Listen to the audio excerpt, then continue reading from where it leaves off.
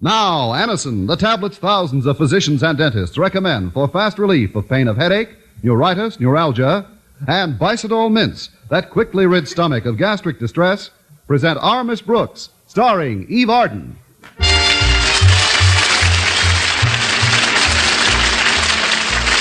It's time once again for another comedy episode of Our Miss Brooks Transcribed. But first, here is something you should know if you ever suffer from the pain of headache, neuritis, or neuralgia. It is an incredibly fast way to ease the pain. It's Anacin, a way countless numbers of people have found superior. Anacin acts so promptly to relieve pain. Anacin is like a doctor's prescription. That is, Anacin contains not just one, but a combination of medically proven active ingredients in convenient tablet form. Thousands of persons have been introduced to Anacin through their own physicians or dentists. But today, these tablets are in such widespread use that all drug counters have them, and everyone can have the benefit of their incredibly fast action. So if you want to relieve the pains of headache, neuritis, or neuralgia, by all means try Anacin on this guarantee. If the first few Anacin tablets do not give you all the relief you want, as fast as you want it, return the unused portion and your money will be refunded. I'll spell the name for you, Anacin. Easy-to-take Anacin tablets come in handy boxes of 12 and 30 and economical family-size bottles of 50 and 100. Ask for Anacin at your druggist's today.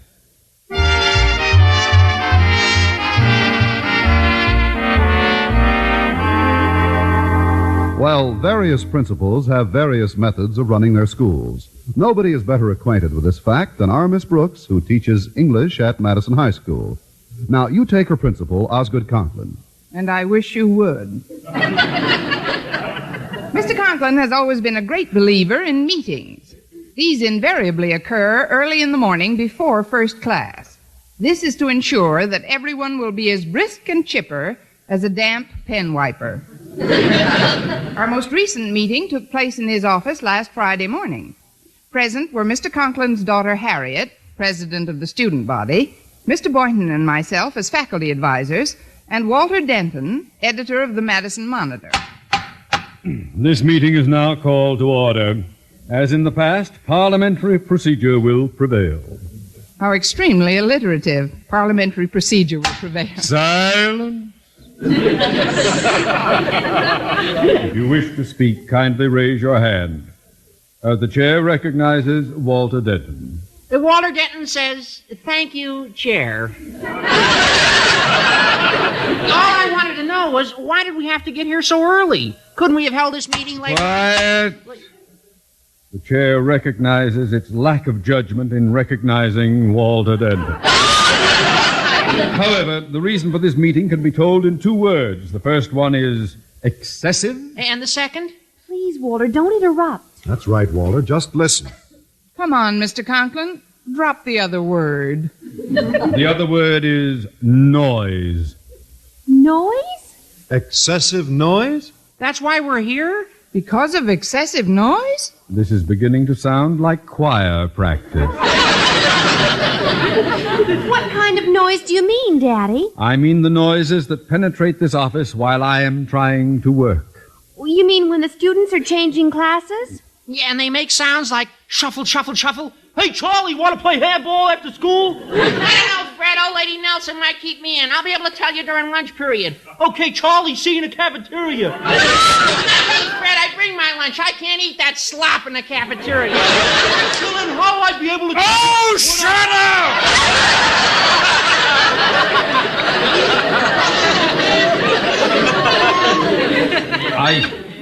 I mean, the chair sees no cause for such graphic description.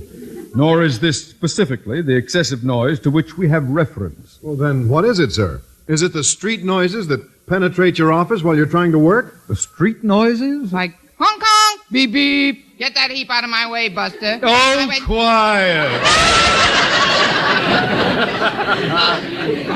I called this meeting to secure some constructive suggestions, not to start a little theater movement.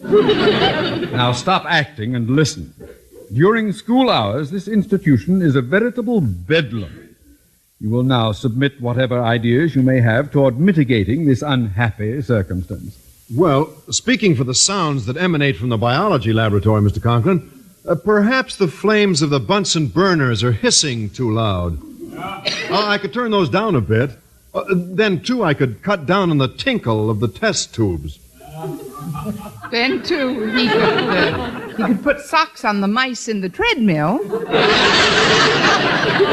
as far as the corridors go, Daddy, you could ask all the students to whisper while they're changing rooms. And if they failed to comply? You might station monitors at strategic points to see that they did. Yeah, or better yet, just string a banner across the hall right outside your office. What would the banner say, Walter? It would just say, shh. That's worse than no noise at all.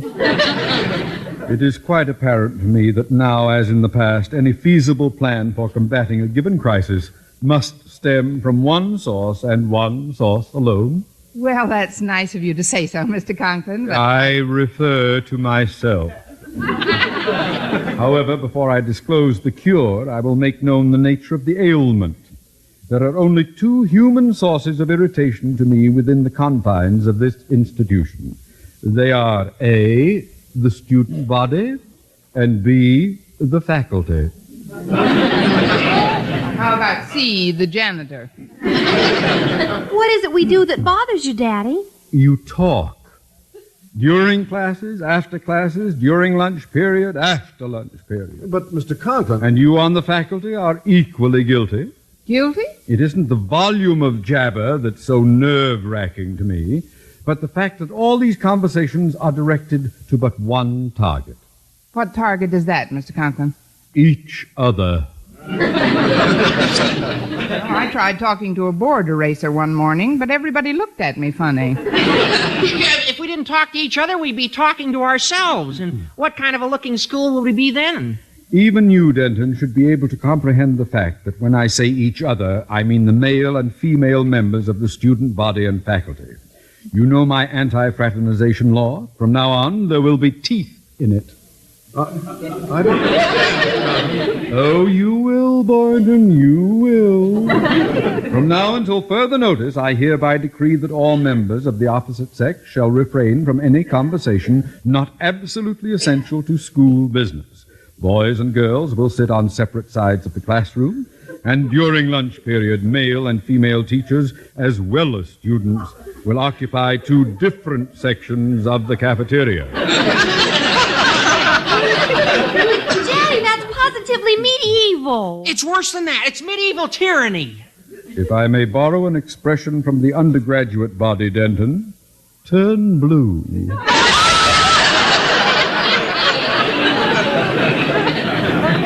Just a minute, Mr. Conklin. May I say something to you? First, I'd like to say something to you. I wish you wouldn't. I don't look good in blue. That is, speaking for the faculty, sir, I'm afraid this edict of yours will be met with considerable resentment. The temper of the faculty doesn't concern me in the slightest, Miss Brooks.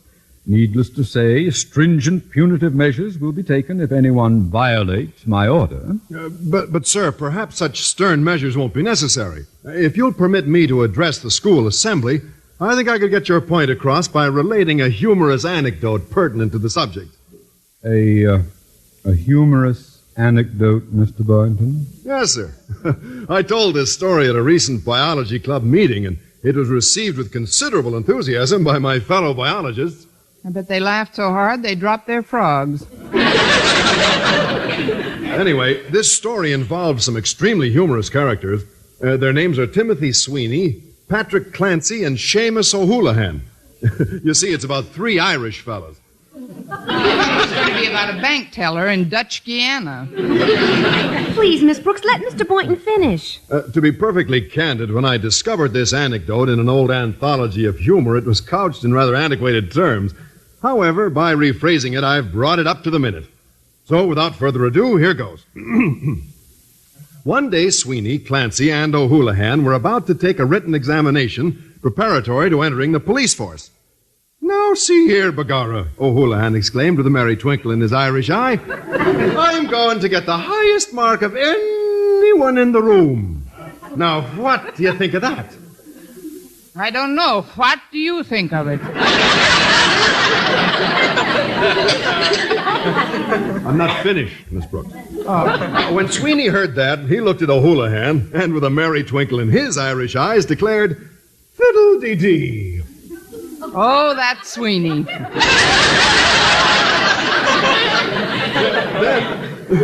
Then Clancy, with a merry twinkle in his Irish eyes, averred, "Faith, and you'll get the lowest mark. Be japers." Well, sir, they had no sooner begun taking the test when, lo and behold, a mounted policeman's horse wandered in. With a merry twinkle in his Irish tail. Please be quiet, Miss Brooks. Oh, let her talk. I didn't mean to interrupt. Thank you.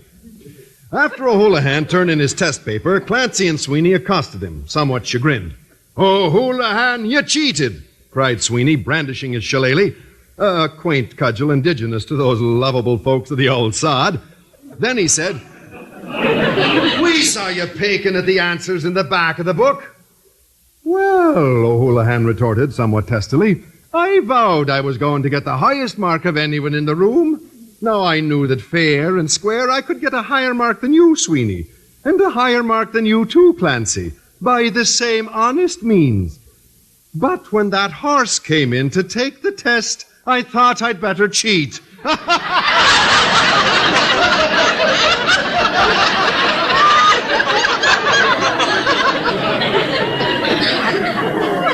Don't you get it? I don't particularly want it.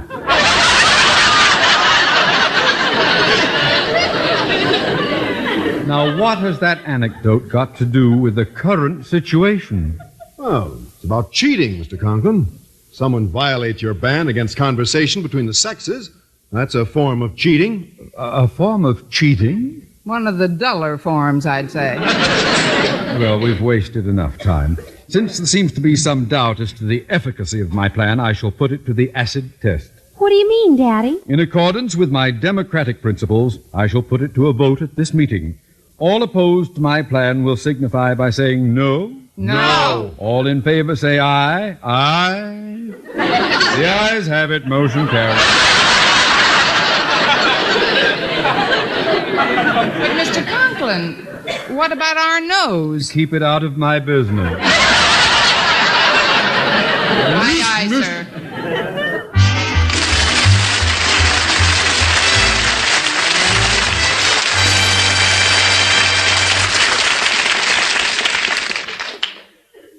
Friends, if you suffer from acid indigestion, I hope you didn't miss reading this wonderful news. A headline that says, "New mints medically proven quickly rid stomach of gastric distress." That headline is talking about new Bicidol mints. Doctors recommend Bicidol mints because the Bicidol medication acts at once to make painful acid harmless and give you fast 5-way relief. 1. Speeds relief from gas. 2. Sweetens your breath. 3. Gives complete, longer-lasting relief than baking soda. 4. Relieves stomach upset from too much eating, drinking, smoking. 5. Lets you sleep when acid indigestion strikes at night.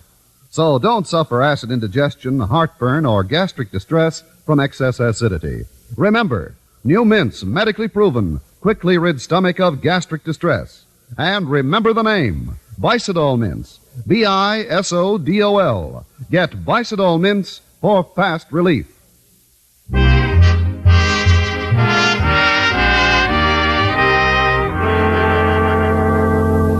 Well, at lunchtime, one half of the school cafeteria was roped off for males and the other half for females.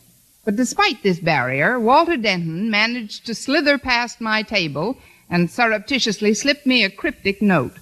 The note directed me to report to an abandoned stockroom in the basement, and it also contained the secret password by which I could gain admittance. I was loath to take part in such sneaky maneuvers, so I didn't report to the appointed room until 3 minutes later.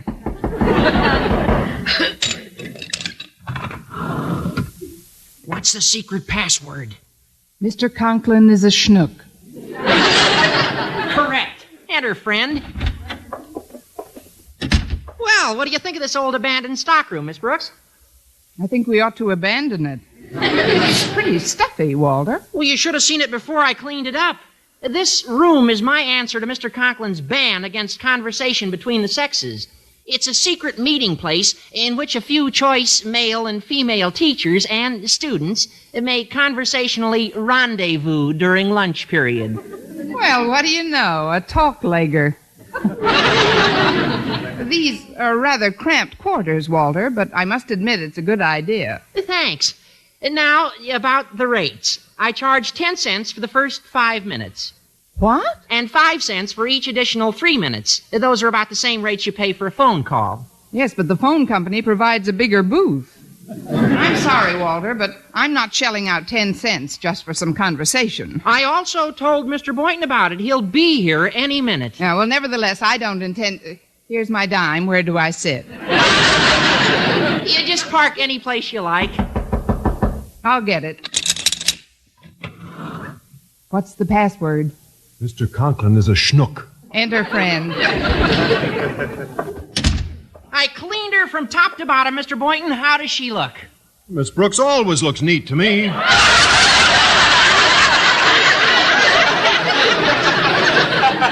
What he meant, You give Mr. me Boynton. 10 cents and she's yours for 5 minutes. What on earth would I do with Miss Brooks for 5 minutes? Let's pay an extra $50 and figure something out. The 10-cent fee is just for the use of the room, Mr. Boynton. Just for the room? 10 cents? Well, that's exorbitant, Walter. It's outrageous. It's unreasonable. It's... Try bejabers. Jabers, it's too much. Well, those are my rates. It's only fair I get something for my labors, Mr. Boynton. This morning, this was just a musty old room loaded with dust, cobwebs, gophers. Gophers? They've left. They didn't like the rates either. This is no time to economize, Mr. Boynton. Don't you think it's worth 10 cents to be able to sit around and chat with members of the opposite, you should excuse the expression, sex? I suppose you're right, Miss Brooks. Do you have 2 nickels for a dime? Yes, I have. Well, give them to Walter. I don't happen to have a dime on me. That's the quickest way I was ever beaten out of a dime. Walter, do you have 10 pennies for 2 nickels? Yes, I have. Well, keep them. I don't have 2 nickels. I'll put you on the cuff for today, Mr. Boynton. I'll go. What's the password? Mr. Conklin is a schnook, but he really isn't, Miss Brooks. Come in, Harriet. Oh, hello, Harriet. Hello, Mr. Boynton. Hi, Walter. Harriet, my beloved, all this gloomy morn I have prayed for this magic-laden moment when you would come to me on the wings of love. That'll be 10 cents, please. 10 cents? That's a nickel a wing. That's the price we must pay for your father's folly, Harriet. Oh, please don't be too harsh on poor Daddy. The reason he's become so antagonistic toward fraternizing is because of Mother. Your mother? Yes, Miss Brooks. Mother isn't due back home until this afternoon. For the past week, she's been visiting Grandma in Montrose, and Daddy's missed her dreadfully. Why, it's become an obsession. Wherever he looks, he sees boys and girls together. Him and Mamie O'Rourke. Their conversing and having fun makes him all the more lonely. It's gotten so bad that he's going to stay after school and write an editorial for the Madison Monitor announcing his long-range anti-fraternization plans. Maybe we can nip that in the bud, Harriet. Mr. Boynton, Walter, while he's writing those editorials, I think we ought to drop over and see Mrs. Conklin. She's always been very fair-minded about these things, and I believe I have a rather brilliant idea. Excuse me. What's the password? I am a schnook.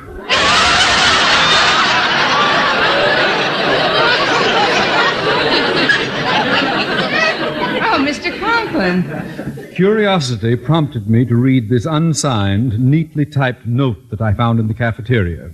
Now then, will you open the door, Miss Brooks, or do your rules blackball schnooks over 40? Not at all, sir. Come right in.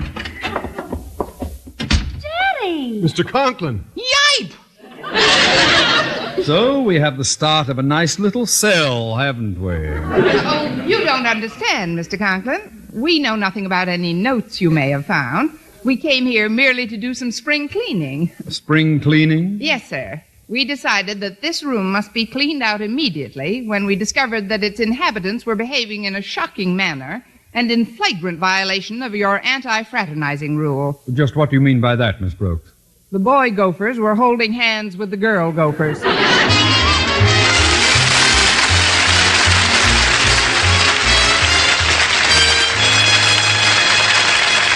Our Miss Brooks will return in a moment. CBS Radio has an important suggestion for you, a suggestion that more Americans take a personal part in the international struggle for peace and freedom. Perhaps you have never looked at service with the ground observers as quite that, but that's exactly what it adds up to. Today, throughout the world, there's a struggle for the minds of great masses of human beings. Both sides have attempted to convince people everywhere to choose between two opposing ways of life. Since the end of World War II, America has helped great and small nations regain their stability and live in freedom. At the same time, using every means at its command, another major power has attempted to spread its influence. Now, at this moment in history, when we have every reason to believe the free world is winning the Cold War, we must be more vigilant than ever. We must keep our powder dry, our eyes open. To tempt a would-be aggressor by apparent weakness would be potentially disastrous. So let's all make home defense our business. Drop in at your local civilian defense office and volunteer your 2 hours a week with your local Ground Observer Corps.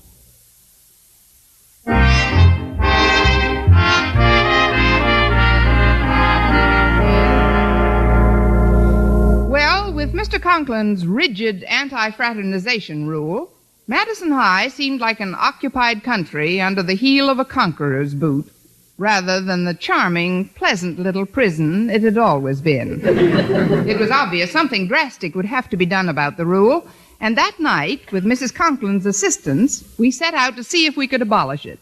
I'll go lend a hand to Mrs. Conklin and Harriet in the kitchen, Miss Brooks. All right, Walter. And need any help setting the table, Mr. Boynton? I'm afraid I do. I'm not much good at this sort of thing. Would you give me a hand? Both.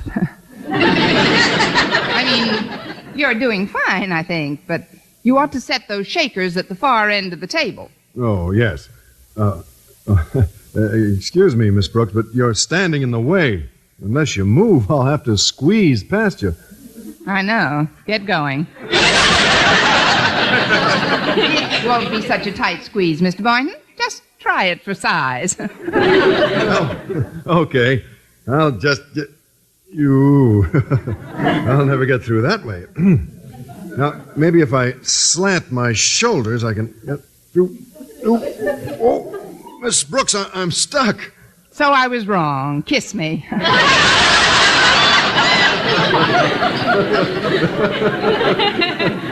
There you go, joshing again.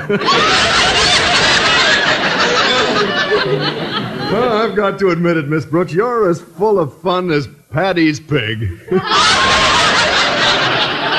And I'm as Irish as a barrel of monkeys. Well, dinner's almost ready, Miss Brooks. Any sign of Osgood? Not yet, Mrs. Conklin. Apparently he's still working on those editorials at school. Oh, such nonsense. Well, those ridiculous anti-fraternizing rules of his will be a thing of the past if your scheme works, Miss Brooks. And I'll do everything I can to see that it does. We certainly appreciate your cooperation. I'd better move those casserole dishes to the other side of Mr. Boynton. I'm busy mixing the salad, Miss Brooks. You'll have to walk around me. Sounds like a fascinating trip. Mother, Daddy's car just pulled into the driveway. Yeah, and he's got a big bouquet of roses. Oh, dear Osgood, he has missed me, hasn't he? Oh, goodness, I mustn't get sentimental if your scheme's to work, Miss Brooks. We'll see how he likes a taste of his own medicine. Martha! Martha! You, my wandering lovebird! Your mate is home! Well, fly into the dining room, Osgood. Martha, come into my arms. Please, no fraternization. What? Miss Brooks, Boynton, Denton. Hi, Mr. Conklin. Long time no see. Be jabers. What is the unholy three doing here, Martha? We had no place to go, so Mrs. Conklin invited us to dinner. You see, sir, Mr. Boynton's apartment's being painted today. So is my house. Mine, too. Isn't that a coincidence? We made a deal with the same paint company. They only paint one day a week. On Friday. That's why they're called the Friday Paint Company. I see. Martha, if you'll step into the den with me where we can be alone. Sorry, Osgood, no fraternizing. Darling, what are you saying? I'm your husband. That's no excuse. Take off your hat, Osgood. Dinner's ready. But lover girl, I've missed you terribly. Look, I've brought you flowers. Dump them in the salad bowl. Get a vase, Walter. Now let's have dinner before it gets cold, shall we? Dinner, yes. You sit down here, Martha. The seating arrangements are not up to you, Osgood. Since Miss Brooks has helped me to prepare this meal, I've asked her to take charge of serving it. She says she's learned some wonderful methods at Madison. Take over, Miss Brooks. Thank you. You are to be seated at the head of the table, Mrs. Conklin. Harriet, you'll sit to her right, and I'll sit to her left. Mr. Conklin? Yes? You're to have dinner in the kitchen. In the kitchen? With Mr. Boynton and Walter Denton. In this way, the males are separated from the females. Oh, but this is absurd. I haven't seen my wife in a week. This is the way you run things at school, Osgood, and you've got to practice what you preach. Now, into the kitchen with Walter and Mr. Boynton. But, sweetie pie... Come on, Dad, we'll have a ball. Oh, no.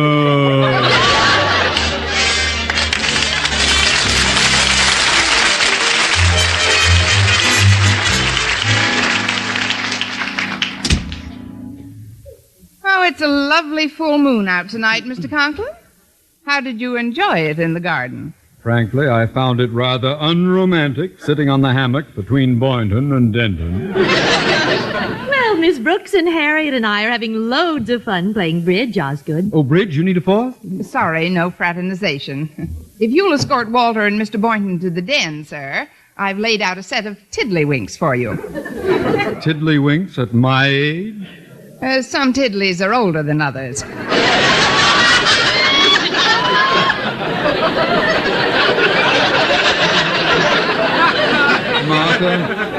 Martha, I haven't been alone with you for 1 minute during this entire evening. It's almost midnight. Well, so it is, Osgood, and it's time we turned in. High time. Let us retire to our bedroom, Martha. Good night, Miss Brooks, Mr. Boynton. You know their homes are being painted, Osgood. I've asked them to stay over with us. What? What are the sleeping arrangements to be, Miss Brooks? Well, there's only one feasible scheme. You'll sleep with Harriet and me in your bedroom, Mrs. Conklin. And you, Mr. Conklin, will sleep in Harriet's bedroom with Mr. Boynton and Walter. Oh, I will. Don't be rude, Osgood. It's an emergency. You mean I actually have to spend the night with Mr. Boynton and Denton? Not the night, Osgood. The entire weekend. The entire what end?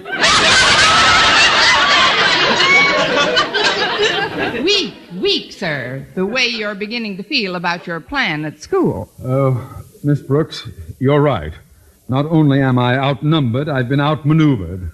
However, if I agree to cancel my ban on coeducational conversation at Madison, do you suppose you and your cohorts could find some place to billet yourselves? I'm sure we could, Mr. Conklin. We could all go home. Home? But what about the painters? Oh, haven't you heard? The Friday Paint Company went on strike this afternoon. On strike? Yes, it seems they want longer brushes and a shorter day.